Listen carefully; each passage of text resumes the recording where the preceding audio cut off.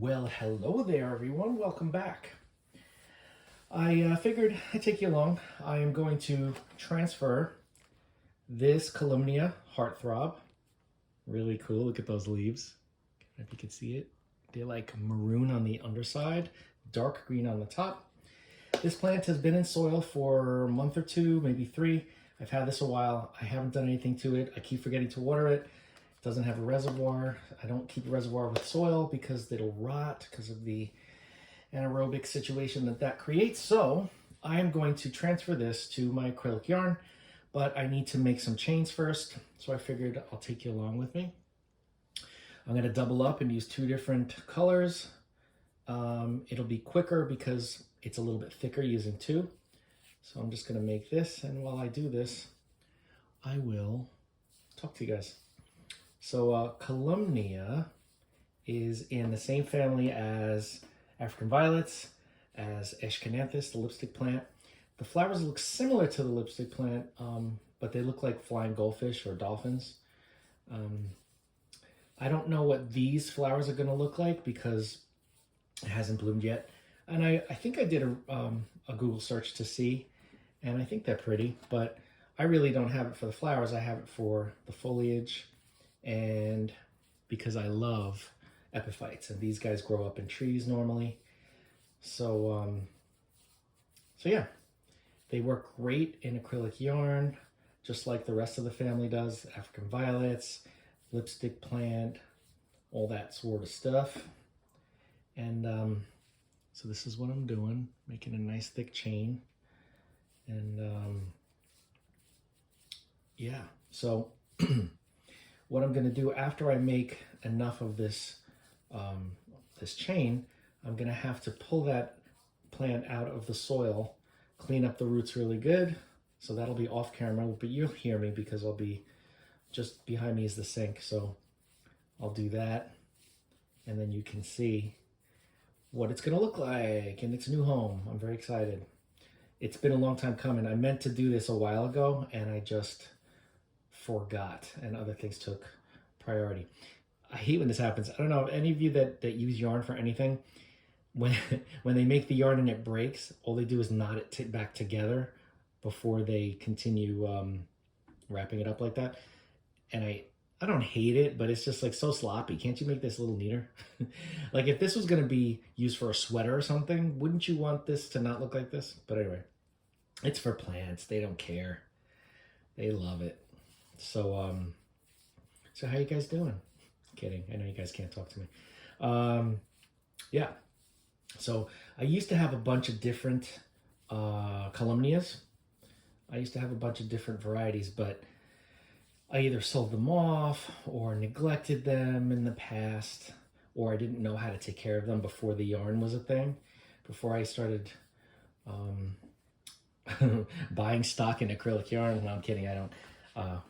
Before I started using it, you know, there was always the root rot if you overwater in the soil, if it's wet for too long, or if it dries too much because you're not watering it enough.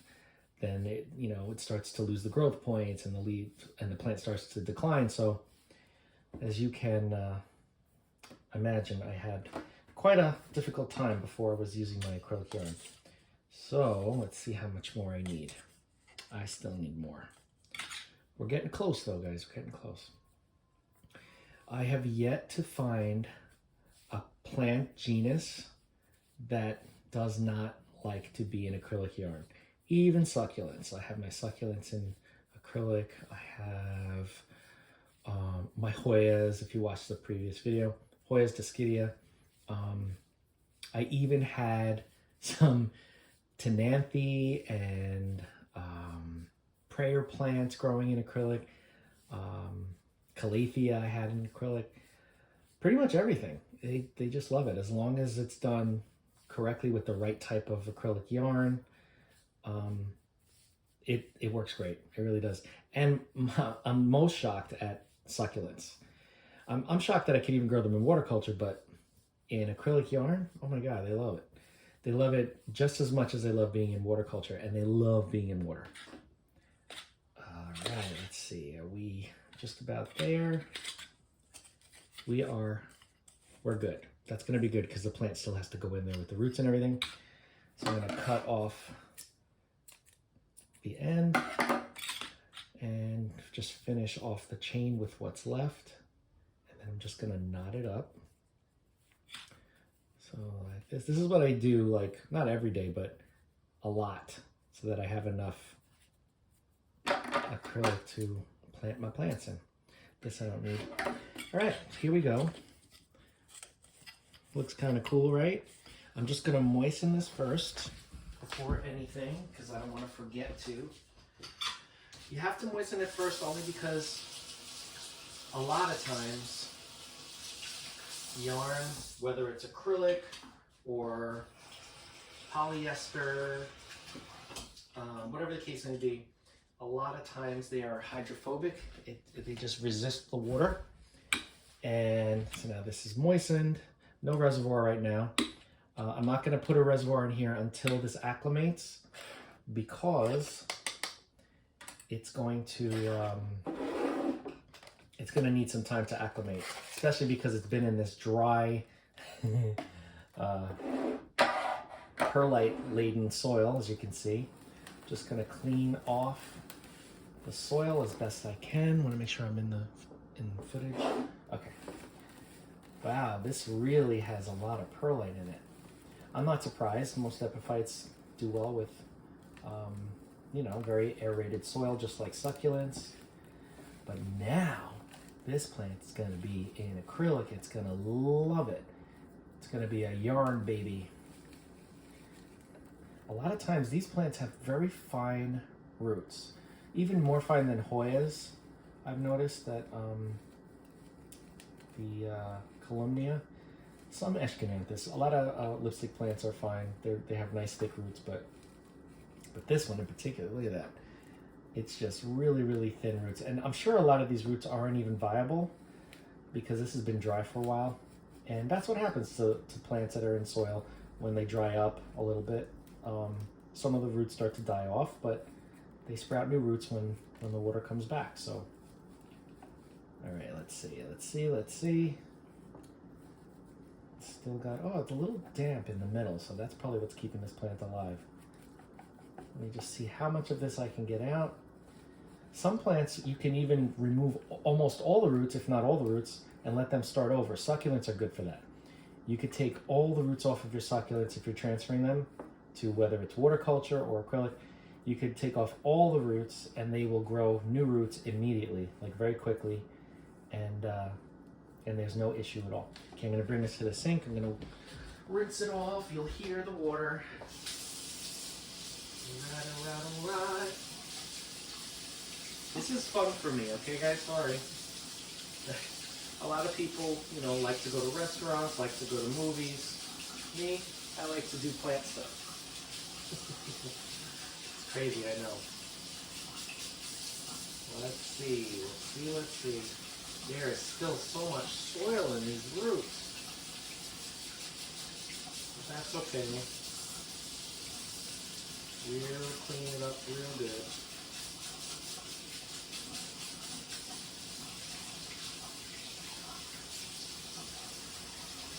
In case anybody was wondering, I have a netting in the drain so that it collects all of the soil, because I do this frequently and I don't want to clog up my pipes. So I have a little strainer in the drain so that it can collect all the perlite and soil and all that good stuff. Alright, pretty sure that this is good enough. I got most of it off, not all of it, but that's okay. Alright, so this is what we ended up with. You can see the roots. Looks like there's still stuff in there, but a lot of it is just very compact roots. There's a lot of roots here. I'm sorry, I was too high, you couldn't see it. You can see now. This was actually two plants, two cuttings that made this plant. So what I'm gonna do is keep them together. I don't want to separate them. Ooh, guess what? We have a flower starting. Look at that. I don't know if you can see. Let me see how close I can get. Can you see that? That's a bloom getting ready. Oh, that's exciting. I can't wait.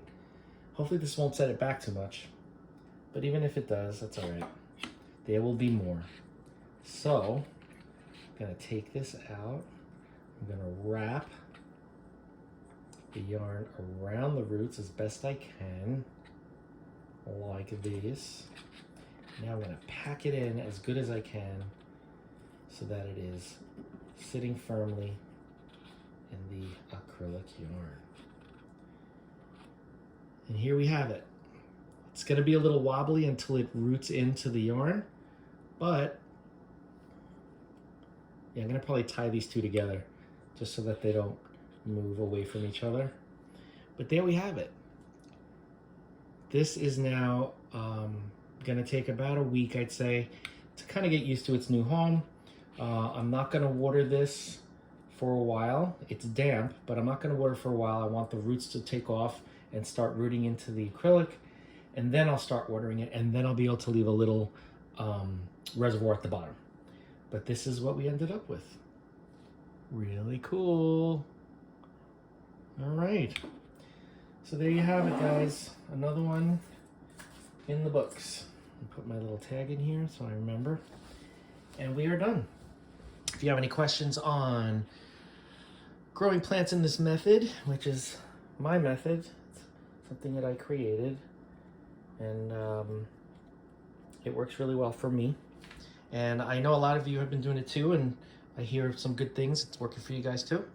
So that's awesome. If you have any questions, if you want to try this, well, it's starting to flop already. I gotta tie these together. If you want to try this this method of growing, and you have any questions, just reach out and we'll talk about it, because this is what I do in most of my spare time. So thanks for watching. I appreciate you coming along with me. If you have any questions, like I said, reach out. Don't forget to like, comment, share, and subscribe. Hit that bell if you want to be notified, and I will see you in the next video.